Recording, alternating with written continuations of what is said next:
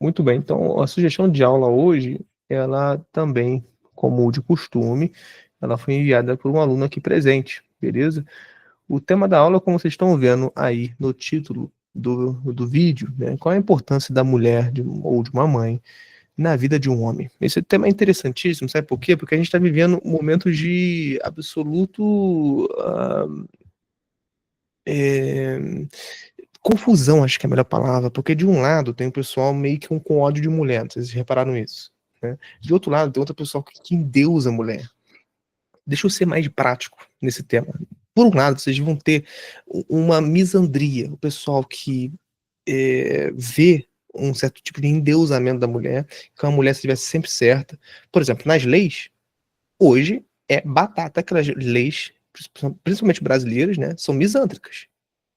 Elas favorecem a mulher mesmo quando o homem está com razão. Exemplo, a mulher falar que foi estuprada. Muitas vezes não precisa nem de corpo de delito para fazer um exame, o cara já vai primeiro preso, né? Primeiro ele vai ser acusado, vai ser escorraçado por qualquer um. Primeiro a pessoa assassina a reputação dele na TV e tudo mais. Depois vê-se a veracidade, né? Só vocês verem aquele caso do Jack Sparrow lá, o ator, né? Que eu esqueci o nome. Fuderam no cabelo do cara, depois viram que ele é inocente, entendeu? Então, assim, eu arrisco dizer que no mundo inteiro está assim. Eu estou falando no Brasil porque eu moro no Brasil. Então, de um lado, tem, né, a gente vê que quando se fala de mulher, tem esse lado da misandria, né? De colocar sempre a mulher num pedestal, ela sempre está certa, e ela é a coitadinha, que ela sempre tem razão, e favorece muito ela, né, no quesito jurídico, né? É, isso eu estou vendo, pelo menos, né, muito enfatizado no Brasil, né, mas a gente vê isso como do caso lá do Jack Sparrow, que eu esqueci o nome dele, né, o ator, né, ele foi, né, um sujeito absolutamente destronado, né, por aquela mulher que fez uma falsa acusação. Tem outros também exemplos, né, no Neymar, veio do Neymar aí, né, um monte de mulher que falou que foi estuprada por ele, na verdade nem foi, né, enfim. Aí vamos, também tem um outro extremo, né? Lá tem um Deus, mas tem também um outro extremo, pessoa que tem ódio de mulher, né? Já ouviu falar no MGTOW, Red Pills, né? MGTOW, né? Vamos explicar isso para quem não tá entendendo bulhufos do que eu tô falando, né? MGTOW é Men's Gonna One Way, né? É, não tô me lembrando da sigla direito, mas é mais ou menos isso, né? O que significa, traduzindo, tá? Essa sigla significa homens indo para um caminho, né? Um único caminho. É, e esse caminho é o caminho de tomar a pílula vermelha, né? E descobrir que mulher não presta. Que mulher só quer o seu mal, mulher só quer te botar um bucho, né? Para que você pague pensão.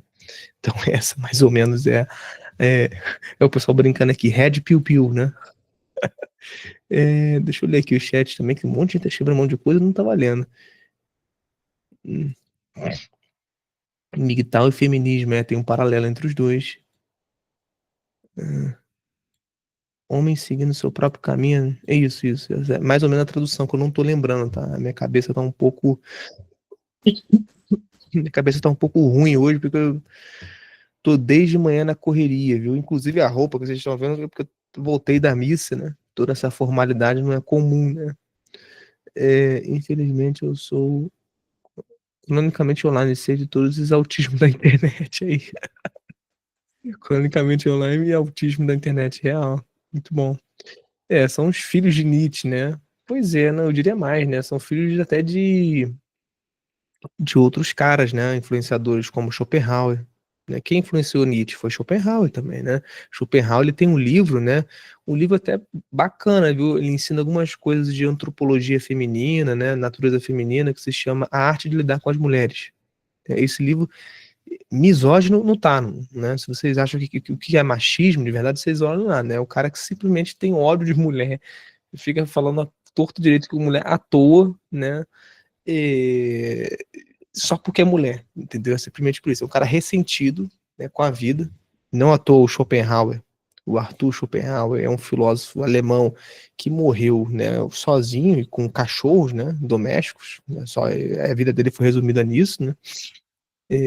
pagando uma pensão para uma senhora que ele empurrou com ódio mortal na escada abaixo só porque estava demorando muito na escada. Então, a vida de um Schopenhauer é deplorável, embora ele tenha muitas sacadas bacanas, né? É um filósofo que a sua filosofia é péssima, né? O mundo como vontade de representação, porém ele tem sacadas ótimas na filosofia moral, tem sacadas ótimas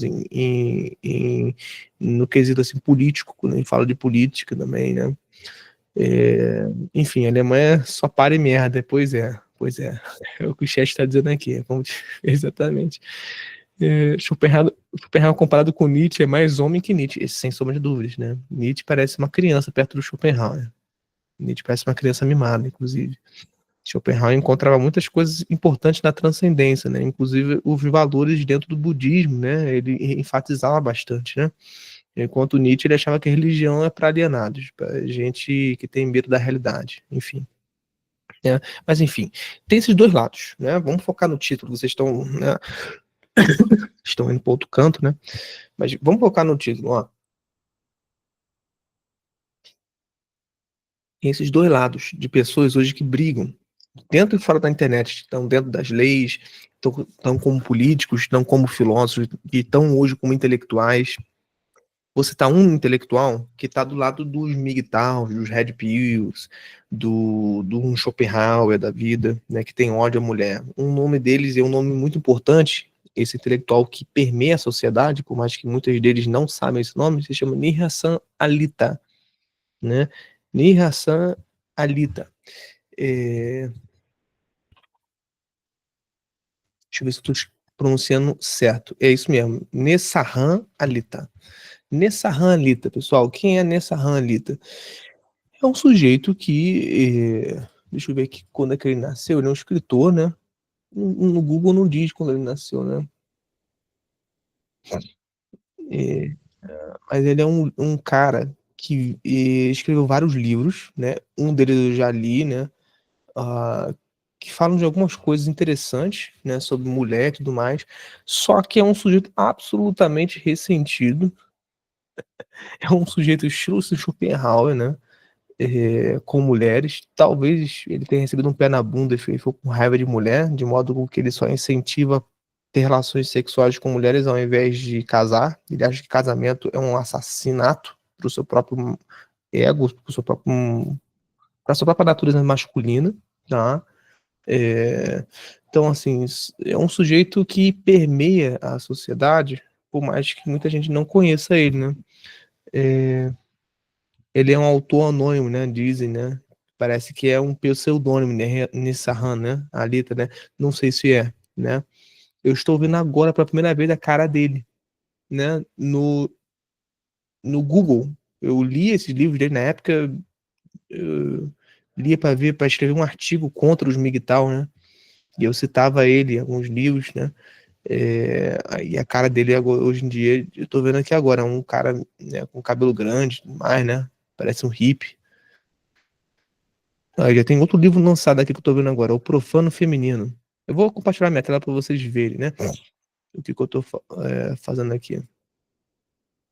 Aqui, ó. Compartilhar minha tela.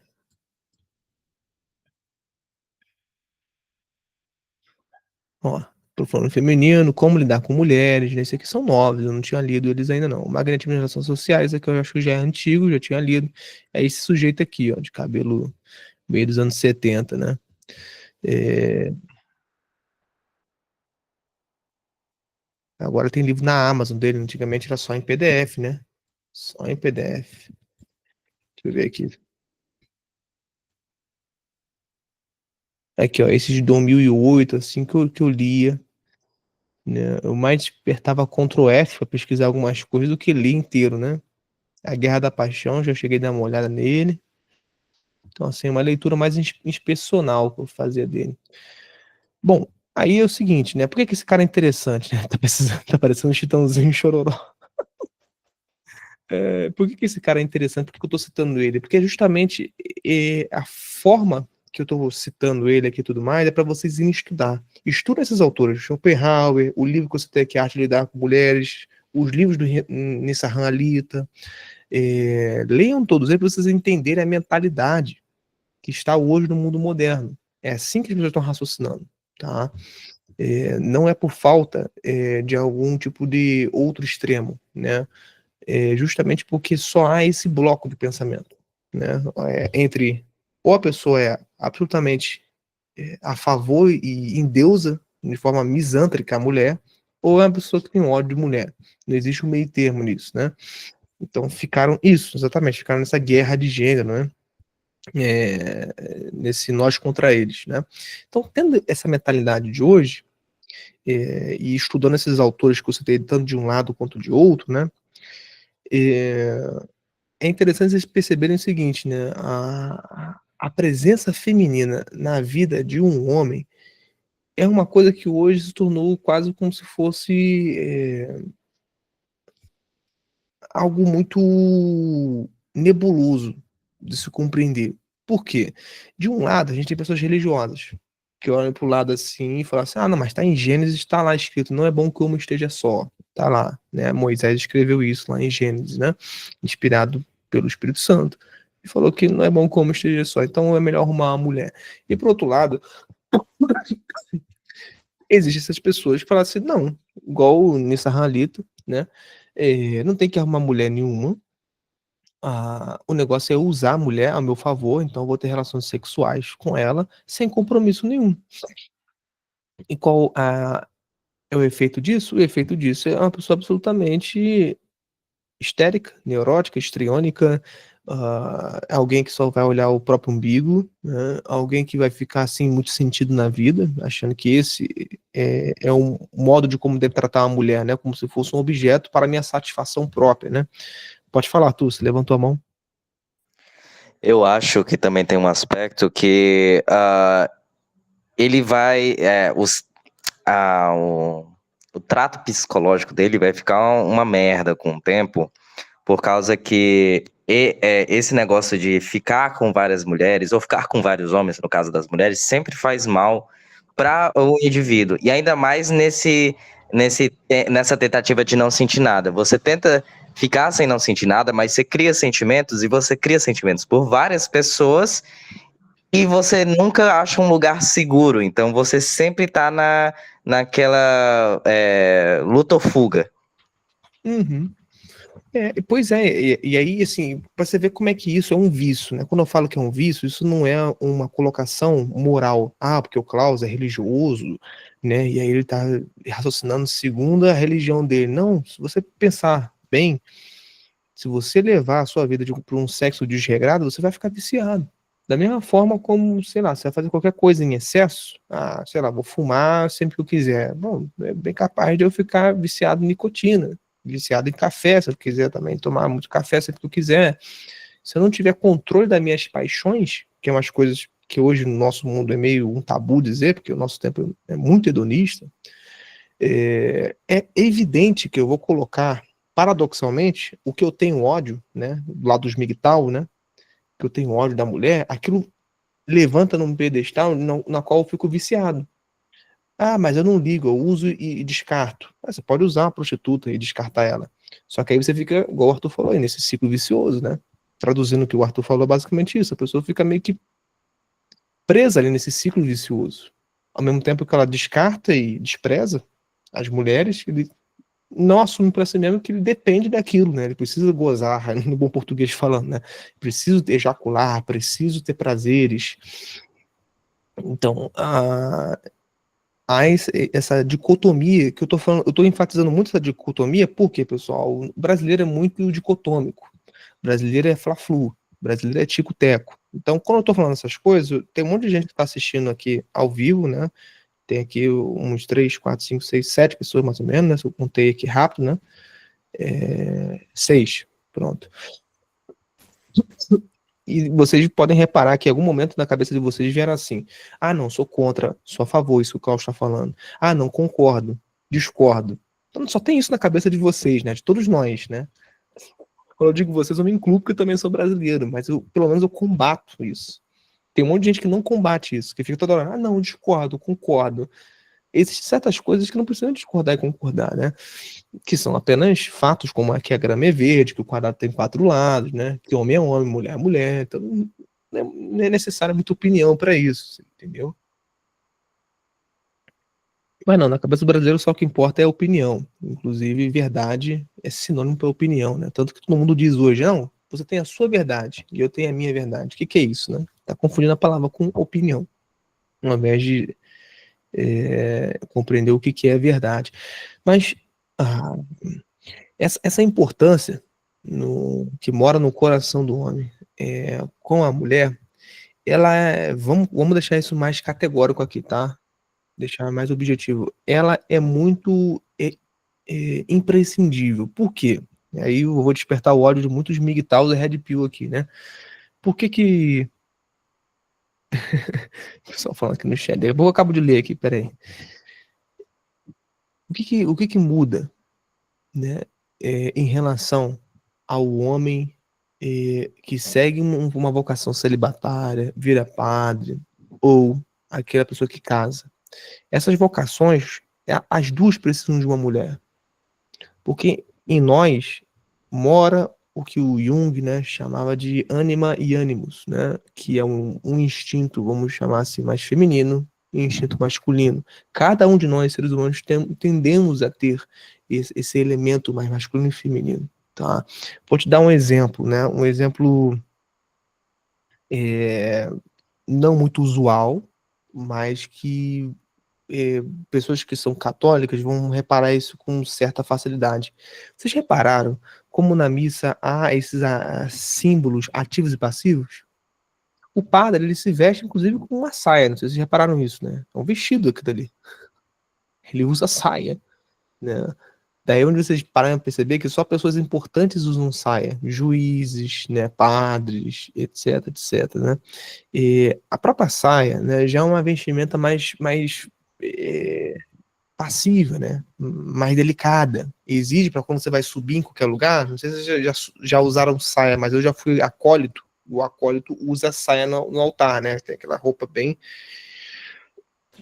O termo correto não é saia. Vocês já entenderam, né? Mas eu estou usando isso para pessoas que não são católicas, não entendem nada, né?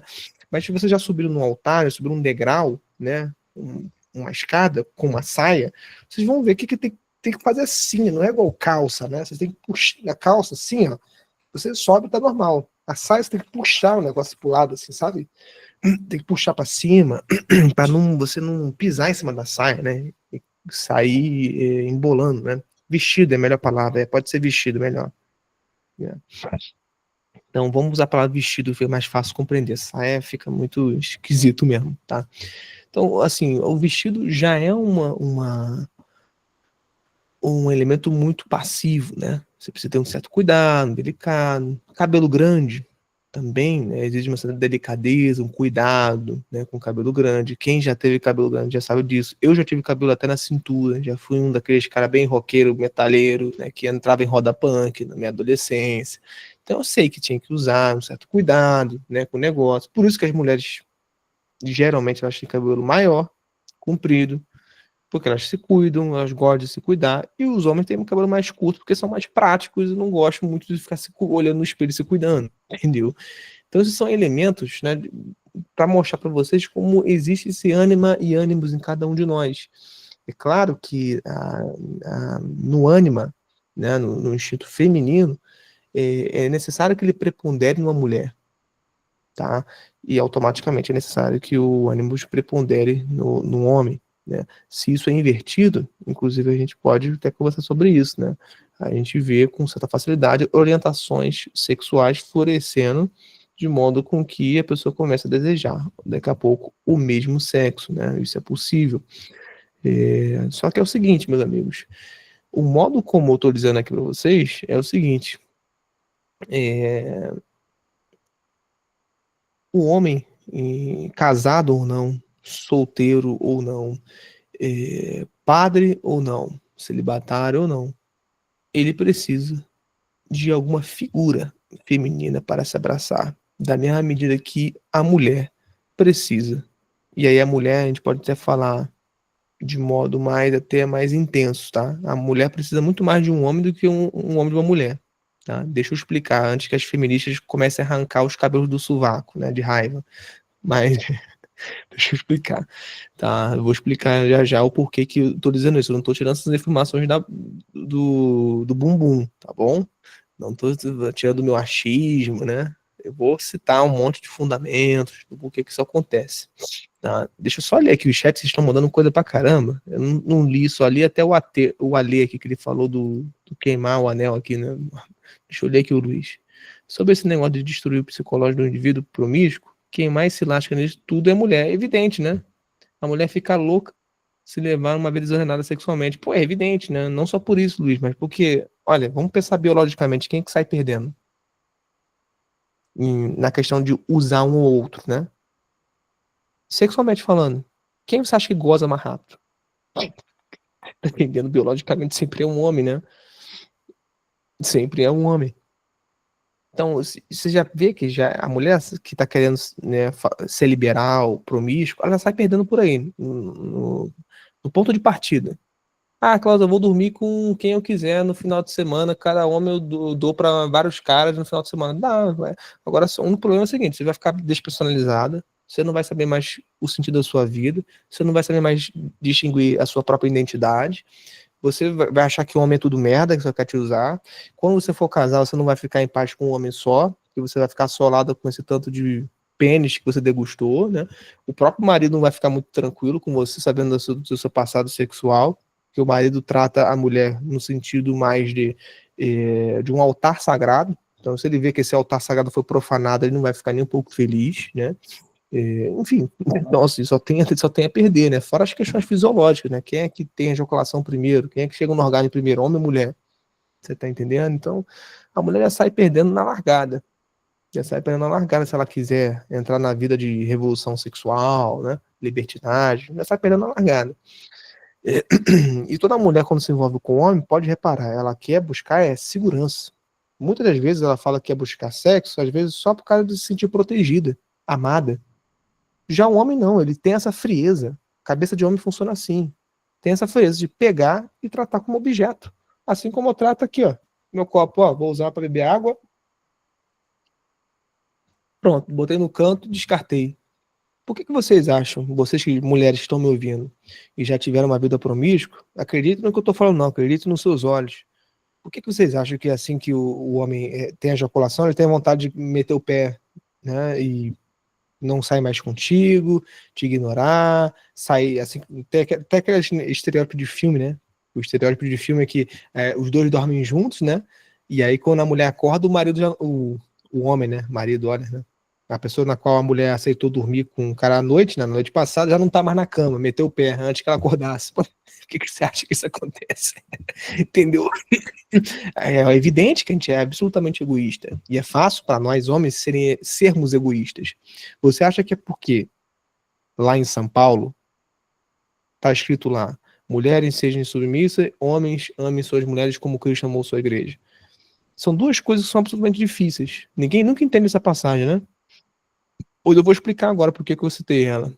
É muito difícil para um homem amar uma mulher. É muito mais fácil um homem ser egoísta e usar a mulher só para sexo. Essa é a verdade. E, em contrapartida, é muito difícil para a mulher obedecer, se submeter à missão do homem. Submissão, etimologicamente, é isso, submeter à missão principal do homem. Então são duas coisas que São Paulo está pedindo, porque são difíceis de cada um dos sexos fazer, né? O homem e a mulher. Entendeu? E ninguém nunca repara nisso, né? Só foca lá, não, ai, que absurdo a submissão. Aí esqueceram de ler ali o restante, que o marido precisa dar a vida para a mulher se necessário, né? Né? Quem está em desvantagem mesmo, né? Alguém que tem que se submeter, né? Obedecer, né? Tem que se esforçar para isso, ou alguém que tem que dar a vida, né? Eu acho que o pessoal migtal fica revoltado por causa disso. Fala assim, não, eu vou dar minha vida para uma mulher, ela que se dane. Muito por conta do feminismo que a gente vê hoje, né? Que se diz que a mulher é autossuficiente. Aí tem esse outro extremo do feminismo à avessa, que são os pessoal migtal, né? Que fala que não, então já que a mulher é autossuficiente, já é um machão, ela que se foda, ela que brigue sozinha, ela que caia na mão com outro homem como se fosse outro homem, não tem que ter proteção nem segurança nenhuma, não, você que se lasque. Então é isso, né? É... Já foi. Antigamente, a maioria usava romano grego. Deixa eu ler aqui o chat. Cabelo grande é muito chato. Fazer qualquer coisa, ele cai na cara, tem que botar xuxinha. É, pois é, eu já cheguei a usar xuxinha e tudo mais, né? Prender o cabelo. Geralmente, homem que fica se olhando muito no espelho fica esquisito. Pois é. Leiam o livro do Erro de Narciso, de Louis Lavelle. Esse livro fez com que eu me cortasse meu cabelo, né? Então, assim, é claro que você está subvertendo a sua natureza masculina. Alguém que fica toda hora preocupado com o seu cabelo e tudo mais, isso é coisa de mulher, né? É evidente isso, né? Vocês já viram aquela época do Arnold Schwarzenegger, né? Assim, o cara adora ficar se exibindo. Isso é coisa de mulher. Mulher adora ficar sendo desejada com olhares. O homem, naturalmente, ele gosta de desejar. A mulher gosta de ser desejada. Se isso é invertido, opa, o seu ânima tá muito aflorado, meu amigo. Sua feminilidade, um Arnold Schwarzenegger tá muito aflorado, entendeu? Não tô dizendo que o Arnold Schwarzenegger era gay, sei lá, porra, a vida sexual dele. Mas tô falando que se qualquer um consegue ver isso. Uma atitude como essa, de gostar de se exibir e ser desejado, eu não sei se ele tinha essa noção de querer ser desejado. O corpo tem que ser desejado, meu corpo tem que ser desejado. Isso é coisa de mulher, isso é coisa de baitola, né? Isso é coisa de viado, entendeu? Então quem olha o Arnold Schwarzenegger fala, nossa, símbolo da masculinidade. Não, símbolo da feminilidade aquilo ali, entendeu?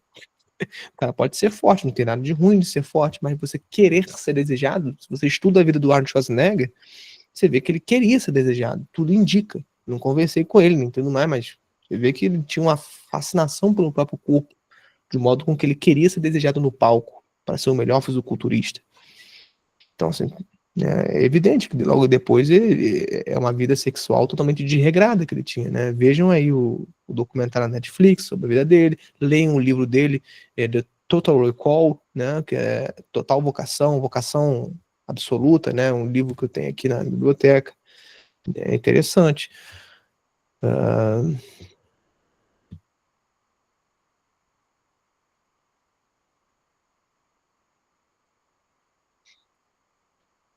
Por isso, vocês estão rindo pra caramba aqui.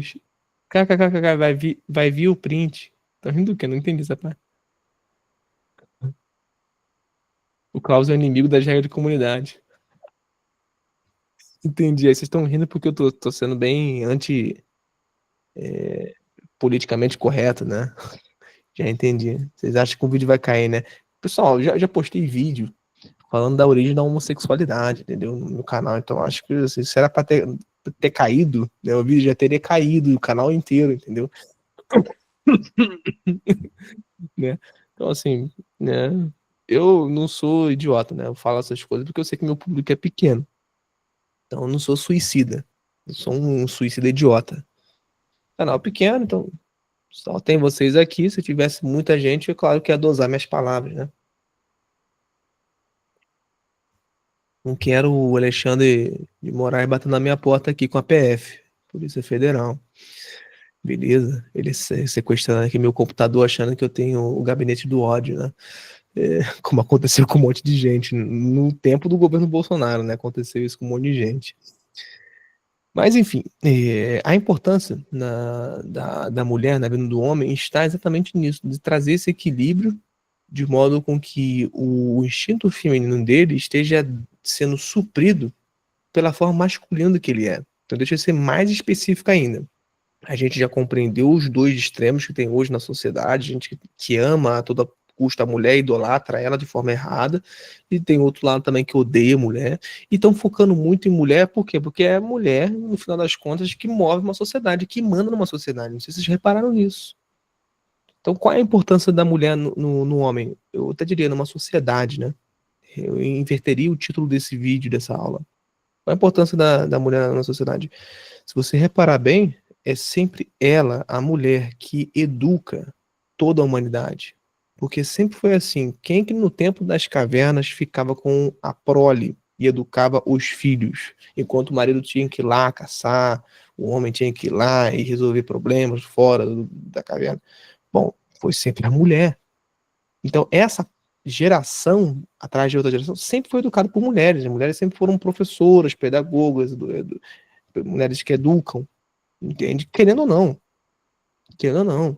a vocação da mulher como professora já é uma coisa mais do que arquiconhecida. Querendo ela ou não, fazendo faculdade ou não, formalizando, né, de professora ou não. Sim, o livro da República, muito bem lembrado ali. No livro do Platão da República, Politeia, né? É o título original do grego, e que é interessante a gente falar do Politeia, porque vem uma sociedade ela é formada pela polis. Né? O que é isso? A mulher é o berço da civilização, enquanto o homem é um missionário. Tipo isso, né? Tipo isso mesmo. Tipo isso mesmo. Mas vamos lá. Vamos compreender isso, né? No livro da República, né, de Platão, vocês vão ver que assim, uma decadência da sociedade isso dá por culpa das mulheres. Por quê? Porque quando tem a máxima de um governo, qual era a máxima de um governo proposto por Platão? A aristocracia, que é o governo dos intelectuais, dos sábios, né, dos profetas, pessoas de alto calibre, né? E ali, um aristocrata estava junto com uma mulher, na qual essa mulher tinha um filho com esse aristocrata, ou vários filhos, quiçá. A mulher, por sua hipergamia, chegava para os filhos e falava assim: meu filho, olha a vida do seu pai aqui. A vida do seu pai é um inferno. Não tem paz. Ele não consegue vir aqui para cá, dar a atenção que a gente merece. Não fazem estatuetas como ele merece, confrarias, né? Não dão devido valor para esse seu pai, no meu marido. E por isso que eu acho que não vale a pena vocês seguirem o caminho do seu pai. O que vale a minha pena é você ser. Aí ela bota alguém que está abaixo do aristocrata. Um exemplo, um oligarca. O que vale a pena, meu filho, é você ser um oligarca. Esse sim é um caminho na qual vale a pena chegar. Né? As pessoas vão te valorizar sendo um oligarca, porque só você ver o súdito do seu pai aqui, ó, todo mundo gosta dele, ó, o oligarca. Aí as gerações, uma atrás da outra, né, dos filhos, tiveram outros filhos, seguiram esse caminho da oligarquia, e aí, quando casaram, a mesma coisa. A esposa, pela sua hipergamia, de não estar sempre insatisfeita com a situação, né, que isso é antigo da mulher, né? Só você ver os grandes homens já descreveram essa insatisfação da mulher. Basta você ver lá em Adão e Eva. Quem que quis conhecer o conhecimento do bem e do mal? Não foi Adão. Quem estava insatisfeito com o status quo, né, o estado das coisas, foi a mulher. Por isso que ela queria que alguma coisa mudasse. O desejo da mulher de sempre querer melhorar é intrínseco. Toda mulher sente isso. Toda mulher que vai ter um marido milionário, ela olha para outro casamento e fala assim: olha só, eu tenho aqui, meu amor, tem um casal aqui bilionário, por que você não é bilionário igual esse cara? Entendeu? E por aí adiante, se você tem um marido que é bilionário, você olha para um casamento que tem trilionário, entendeu? Você nunca vai ficar satisfeita, né? Esse é o defeito, um dos defeitos da mulher, né? Assim como os homens também têm seus defeitos, evidentemente, mas esse é um dos defeitos que as mulheres têm que confessar que elas têm, né? Elas têm que combater a hipergamia, tá? Toda mulher tem que combater a hipergamia.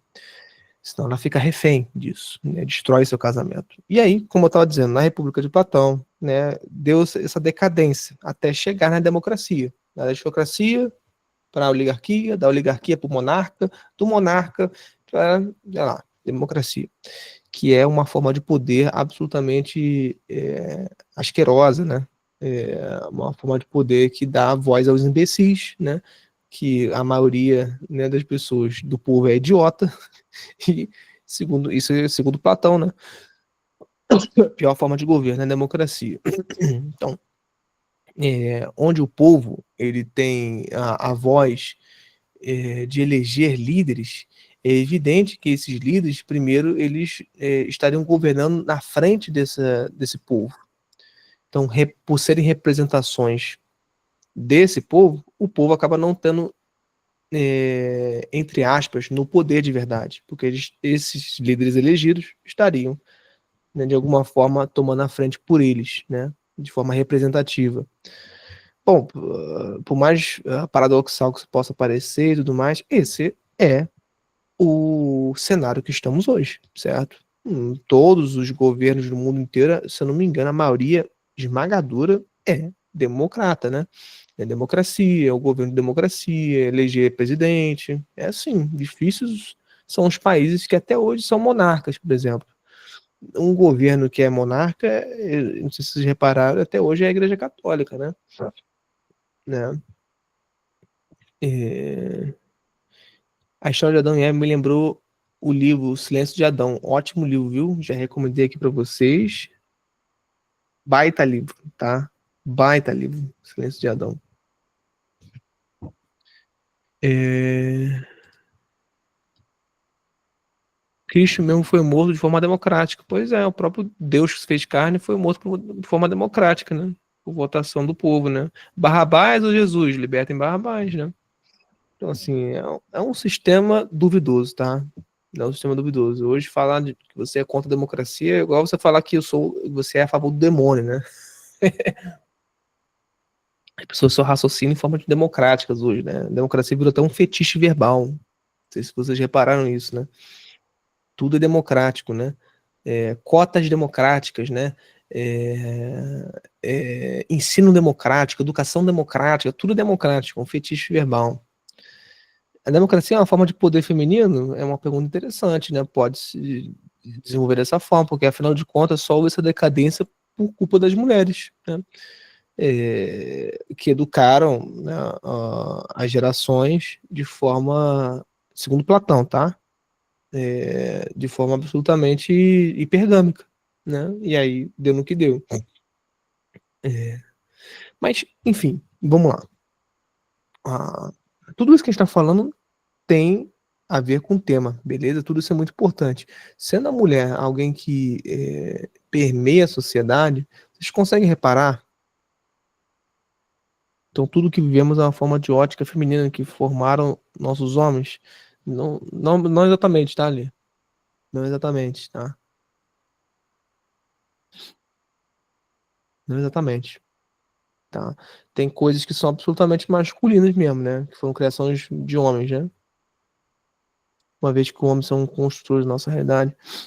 Entendi essa pergunta, tá? Mas eu tô falando de gerações, tá? Tô falando de história humana, né? Vocês conseguem reparar,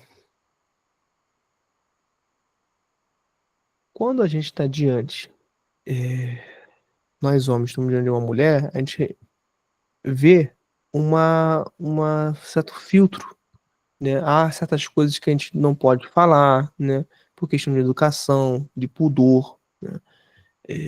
Existe muito um debate, né, de pessoas falando que isso faz parte de um certo tipo de machismo, né?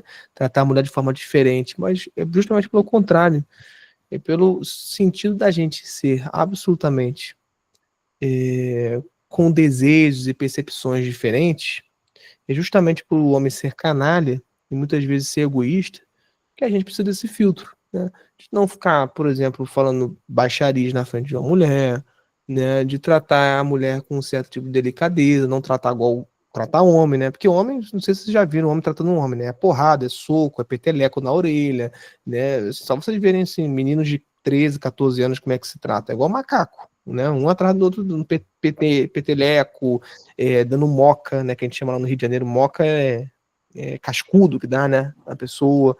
Então, é, hoje estão tentando dizer que não, tem que tratar igual, né? E aí a gente vê o cúmulo de um travesti batendo numa mulher e tá tudo bem no UFC bater numa mulher, por mais que ele se vista como uma mulher, né? Um homem se vestindo como uma mulher, desde que ele se sinta mulher. Então, não existe algo mais desigual do que defender a igualdade de sexo, viu?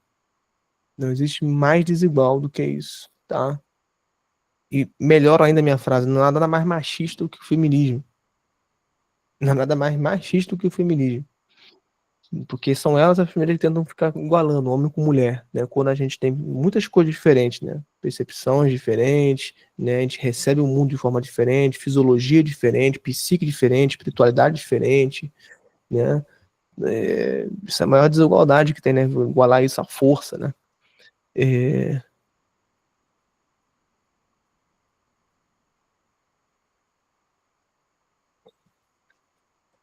Vocês estão falando aqui no grupo, né? Tô vendo aqui agora. É, o vídeo tá só vocês subirem, tá? Tá mais acima aqui, viu? Tá aqui que eu falo sobre o. Botei aqui no grupo, tá? É, mas assim, a ideia, pessoal, quando a gente fala da mulher, ela ser esse berço para a sociedade, eu compreender que ela tem uma máxima responsabilidade, né? As mulheres que estão aqui ouvindo na aula ao vivo, como também no YouTube aí, né? Elas precisam compreender que, olha, eu tenho um poder nas minhas mãos. Eu educo sociedades, basicamente eu governo o mundo, né? E quando eu falo governar o mundo, não é exagero. Basta vocês repararem bem que quando o imperador ele quer destruir uma sociedade, ou sei lá, vamos dizer assim, tem Herodes. Eu aposto que a mulher de Herodes era uma péssima mulher, né? Porque ele podia muito bem ter persuadido Herodes não matar aquelas criancinhas, né? No que foi lá na tentativa de tentar destruir o rei Jesus, né? Que tinha abaixo de 4 anos, ele mandou destruir, né? E matar todas as crianças abaixo de 4 anos, se não me engano, né? Isso aconteceu na cidade, acho que de Jerusalém, não me lembro, né? Qual cidade que foi, né? E assim, alguém que tem um poder assim de ser absolutamente apático, alguém de ser absolutamente perverso, como foi Herodes, ele poderia ter sido persuadido se tivesse uma boa esposa, no sentido de, olha, meu irmãozinho, pensa com calma, né? Não precisa ser assim, ela vai lá no ouvidinho dele, dá uma cochichada, dá um beijinho, acalma os ânimos do homem, né? Porque às vezes a testosterona tá lá em cima, e tudo que ele enxerga é raiva e ódio cego, né? Desejo de poder, vontade de poder a todo custo, né? E todo esse tipo de coisa pode ser evitado, desde que a mulher saiba dobrar e amansar esse leão chamado homem, né? As esposas que estão há anos casadas, né, com certa sabedoria, conseguem dobrar o patriarcado, se quiser. Seja esse homem quem for, desde Herodes até um Fiuk da vida, né? Um Fiuk que é absolutamente afeminado, chora porque pede desculpa por ser homem, né? Até um Fiuk da vida, ele pode vir a ser mais homem se tiver uma boa mulher do lado dele, porque é uma mulher que vai incentivar a masculinidade dele, falar que ele pode vir a ser mais, que ele tem potências de vir a ser mais. Basta ele deixar de ficar se preocupando com essas baboseiras, de como, por exemplo, do Fiuk, né, ficar chorando por ser homem, né? Ou como, por exemplo, do Herodes, né, de ser absolutamente alguém que tá cego de ódio, né, cego de medo de perder o seu cargo, né, como, né, um imperador que era na época, né, um líder, e matar impiedosamente várias criancinhas, né?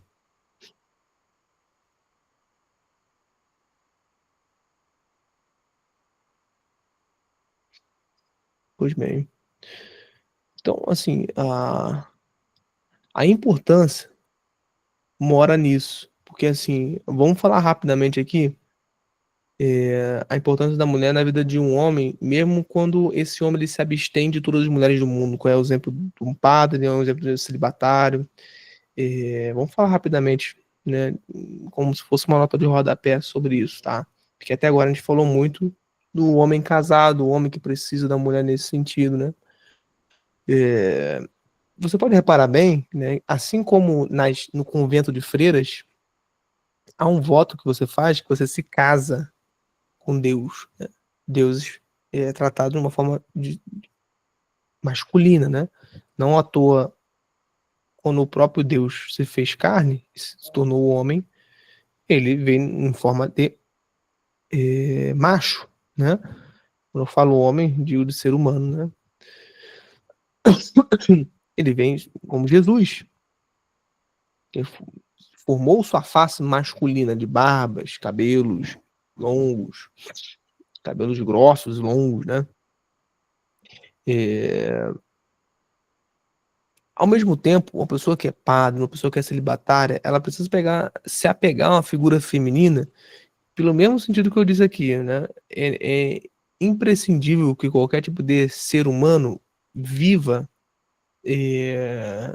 meio que dependente com o sexo oposto. Isso se dá de forma mais intensa com as mulheres, por uma questão óbvia, né? Mulheres, comparado aos homens, quem é mais forte fisicamente? Né? Então, por isso que a mulher se sente muito mais necessária de proteção e segurança. Por que proteção? Se proteger de quê? Ter segurança de quê? A mulher sabe que ela é fraca, né? Fraca emocionalmente, fraca psicologicamente, fraca fisiologicamente. Por isso que precisa de alguém, né, para protegê-la, porque sabe que existem canalhas, existem leões querendo abocanhar ela, matar ela, estuprar ela, etc, etc. Então eu tô falando isso de uma forma óbvia, né? Pode falar, Arthur. Tanto que em muitas religiões, até incluindo a nossa mesmo, tem certo aspecto feminino e masculino, né? Sim. Tem como muito importante em religiões. Em outras mais ainda, em outras religiões pagãs e tal, tem aspectos muito explícitos dos dois aspectos. Tem bastante, né? E que bom até que você comentou isso, que eu estava lendo o livro do Júlio Zévola, né? É um autor que causa muito escândalo, né? Assim como é tratado Guénon, Chuon, né? Eu não tenho problema em ler esse pessoal e não ser persuadido, né? é, Totalmente pelas ideias dele, né? Mas enfim, deixa eu só mostrar isso aqui antes de dar a voz a você de novo, Arthur. Eu tava lendo aqui, ó. Eu mandei encadernar isso aqui, as obras seletas de Júlio Zévola, e ele fala aqui, eu vou até abrir, porque eu já estava lendo aqui, né? Acho que eu estava lendo ontem isso aqui, né? E ele fala uma coisa muito interessante, né? Sobre essa questão de homem e mulher, né? O nome do livro se chama A Revolta contra o Mundo Moderno. Aí no capítulo 20 ele fala o seguinte, né? A tradição extremo-oriental exprime conceitos equivalentes na dualidade cósmica do Yin, do Yang e do Yin. E é por isso que o Yang, princípio masculino, se encontra associado à virtude do céu. E o Yin, princípio feminino, à da terra. Mais tarde, nesse livro aqui, eu estava lendo a mesma coisa. Deixa eu ler. Deixa eu pegar outro livro aqui. Esse simbolismo cósmico que existe entre homem e mulher está presente até mesmo na natureza. Céu e terra, as pessoas entendem hoje de forma muito materialista e cientificista. Quando, na verdade, ele existe já de forma mais tradicional, com outro tipo de sentido, não só no sentido da terra, porque tem um, né, um negocinho aqui que eu pego aqui e vejo, né, que é terra, céu, porque eu estou olhando para o céu é azul, né? Não é isso, essa coisa tacanha e simplista, né? Esse outro livro aqui, eu vi a mesma coisa que o Évola estava falando, né? Que ele trata o seguinte, de que o céu e a terra, eles têm princípios, né, usando termos mais modernos, né, de ânima e ânimos, né? Por que vocês acham que a mulher é retratada como mãe Gaia na mitologia grega, né? Como se fosse a questão de que a mulher é fértil, né, fertilizada, né, como uma árvore que está se desenvolvendo através de uma sementinha. Vocês já plantaram, né? Na escolinha tem isso, né? Lá no prézinho, eu me lembro disso, né? Você pega um feijãozinho, aí coloca lá num copo descartável, né? E aí você vê aquela sementinha crescendo, se tornando tipo uma plantinha, né? Esse tipo de aspecto simbológico é absolutamente feminino, porque por isso que a mulher ela dá a vida humana. Ela é essa terra na qual é simbolizada cosmicamente, na qual dá sentido a várias gerações, que fertiliza, né, e povoa a terra. Deixa eu só pegar aqui Aqui, ó, achei. Então, assim, céu e terra, né? Não sei se estou conseguindo ver, né? Esse é um uma... Não sei qual é o nome, né? Mas acho que posso chamar de diagrama, né? Não sei, uma coisa assim, né? É um símbolo, né? Muito usado para começar a compreender, né? Que essas duas coisas, esses princípios cósmicos, céu e terra, eles se complementam ao invés de se excluírem. Né? Qual o nome dele, desse livro? É A Linguagem da Criação, o Simbolismo Cósmico no Gênesis, né? Do Mathieu Peugeot, acho que é assim que fala, né? É um ortodoxo que escreve esse livro, né? Mas absolutamente aproveitável, viu? Como vocês podem ver, eu leio de tudo, né? Eu não fico com esse negócio, eu só leio livros católicos, frufrus e conservadores. Aí vai pra puta que pariu, porra, é essa? Você é viado, né? Você é afetado, né? Que besteira é essa? O autor é irmão daquele cara que é amigo de Jordan. Exato, né? Ele já até conversou com o Jordan Peterson, esse autor aqui, tá? O Matheus Pijot, né? Então, assim, tem muita gente que tem medinho, né, de ficar lendo Évola, Guénon, né? São autores que, de fato, não são católicos, né? Só esses dois aqui que eu citei, um deles é Guénon, é islâmico, né? Esse outro aqui é ortodoxo, cristão ortodoxo, né? Então, assim, se você tem fé fraca, então não leia. Simples assim, né? Pode falar, tu. Eu ia falar duas coisas. Primeiro, no negócio da astrologia chinesa. Na astrologia chinesa também tem esse aspecto muito importante. Quando você vai ver seu mapa astrológico chinês, você vê, né? Por exemplo, eu sou cachorro de fogo, e aí tem lá o aspecto do yin, do yang. Se você nasceu num aspecto mais yin, pode ser que isso influencie, ou se você nasceu num que tem um aspecto mais yang, pode ser que influencie também. E outra coisa do negócio do Júlio Zévola principalmente também ele consegue ser. É um autor bom, é bom para ler, mas ao mesmo tempo ele consegue ser um pouco pior que o Guénon, porque ele é mais crítico ainda do que o a respeito do cristianismo. São duas pessoas que entendem bullying, porque é cristianismo, desculpa a sinceridade, viu? Quando você vai ver o Guénon falando sobre metafísica, joga tudo aquilo no lata do lixo. Quando você vai ver que ele tá falando sobre cristianismo, joga ali 90% na lata do lixo, o cara não entendeu o que é cristianismo, o que é catolicismo, entendeu? Não entendeu bulhufas, tá? Eu tava lendo um pouco daquele livro que eu tinha lhe mandado, do Danielu, o cardeal que participou do Vaticano II, e ele responde justamente isso, entendeu? Que basicamente o Guénon, quando ele vai falar de cristianismo, ele fala merda. E aí ele cita Messias Eliade para falar sobre o simbolismo, porque a teoria de Messias Eliade seria muito mais provável do que a de Guénon, da, da tradição primordial. Sim. O Guénon é o seguinte, né? Ele é muito bom quando vai descer a lenha no mundo moderno. Isso ele sabe fazer muito bem. As críticas são reais, né? Louváveis, né? E justas. Mas quando ele, por exemplo, vai falar de cristianismo, ele perde qualquer tipo de credibilidade, porque você vai ver que você vê que ele não estudou seriamente o cristianismo. Ele estudou sim, a gente dá mérito a isso, é o hinduísmo, né? Ele entende muito sobre castas, simbolismo do hinduísmo, né? Ele entendeu muito sobre também questões, enfim, né?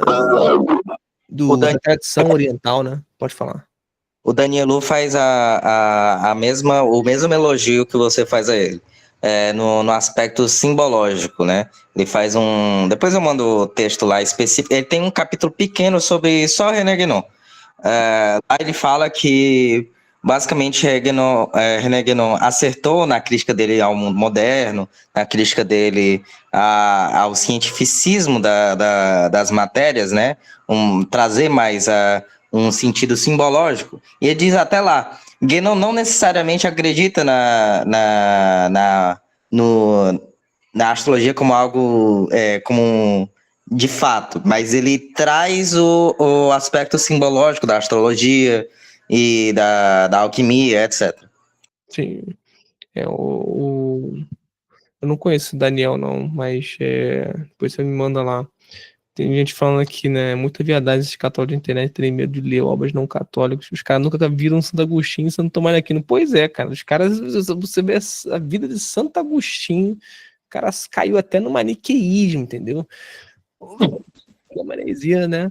Para nós, extremamente antiga, mas na época dele, extremamente atual, né? A gente só olha como absurdo acreditar naquilo, porque a gente tem uma par de pessoas que já estudaram, debruçaram sobre isso e provaram que aquilo dali é nóis, né? Coisa de lelé da cuca. Mas na época dele, é uma coisa absolutamente, né, qualquer intelectual. Ele, inclusive, traduziu Santo Agostinho em vários livros de pessoas heréticas, né? Achando que estava fazendo algo bom, né? E São Tomás de Aquino nem dispensa comentar, né? O maior estudioso de Aristóteles, né? É, um cara que domina mesmo, e ele lia Aristóteles até de um jeito não muito bem traduzido, né? Mas ele é o que tinha, então ele leu, né? O Tomás de Aquino ele leu de uma tradução até ruim, né? Veja na biografia do Tomás de Aquino como é que é interessante, né? Então, assim, enfim, né? Esse pessoal aí que tem medo até de soltar um peido para não se cagar, né? No meio católico. Agora, para não perder o fio da meada, né? Como eu estava falando, a gente só entrou nesse assunto porque a gente estava falando da questão do padre, do celibatário. Ele precisa, de alguma forma, esse padre, celibatário, casar com essa entidade feminina. E esse casamento se dá de várias formas. Pode ser desde uma consagração à Nossa Senhora, né? Você sendo leigo, católico, padre, né? Ou desde você consagrar a sua relação, se você é um celibatário leigo, né? Na qual não é padre, nem religioso. Você consagra a sua relação com o mundo.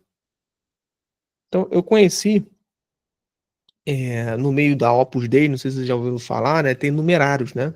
Tem numerários lá que são celibatários, né? Super numerários que chama, né? Que eles devotam a vida toda para estudar e ter relação, né? Ativa com o mundo, né? Então, o mundo é mais feminino.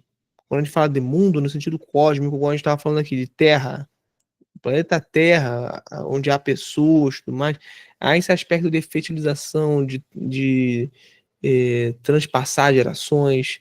Por isso que você casar com o mundo nesse sentido, igual um supernumerário, devota a sua vida a estar no mundo, se relacionando com o mundo, não se envolvendo com ninguém, é uma forma, né, de você privar-se, né, de forma sadia, de ter que casar, ainda sobretudo de você suprir essa necessidade que todo mundo, todo homem tem, né? Não é bom que esteja só, já dizia lá em Gênesis, né? Não é bom que o homem esteja só. Então, assim, eu digo isso até porque, assim, citei religião, né? Opus Dei, e citei padre, etc, né? Mas uma pessoa não religiosa pode chegar para mim e falar assim, tá, Cláudio, eu não quero entrar nem no Opus Dei, né? É, mas também não quero nem me tornar padre, e aí o que eu faço? A questão é que vai ser mais difícil, viu, meu amigo? Porque assim, como é que você vai ter uma relação simbólica com uma entidade feminina, sequer se você considera simbolismo como algo importante, né? E eu digo isso porque você que não tem religião, você abraçou de alguma forma, querendo ou não, o materialismo. Sendo materialista, como é que você vai não estar vendo algo que é imaterial? Isso é uma metonímia, né? Quando a gente fala casar com o mundo, cadê o mundo? Né? Não consigo abraçar o mundo, então é uma metonímia. Então, assim, como é que o ateu, né, ou pessoa não religiosa vai olhar para isso e falar assim, eu vou me inserir nisso aqui, né? Vou me inserir nisso aqui e acho que vai dar certo. Fica difícil, entendeu? Fica difícil, porque a primeira coisa que o materialista ele detesta é essa relação que eu tô falando agora, de símbolos, de signos, de compreender o imaterial, né, as coisas mais transcendentes, algo que vai para além do cientificismo, né? Do método científico, que tudo é, né, cartesianamente provado pela, a, pela questão material, pela questão da minha mente. Então, deixa eu ler aqui as perguntas, vamos finalizar daqui a pouco a aula. Agora, Cláudia, a falta da mulher, o que acarreta na vida de um homem?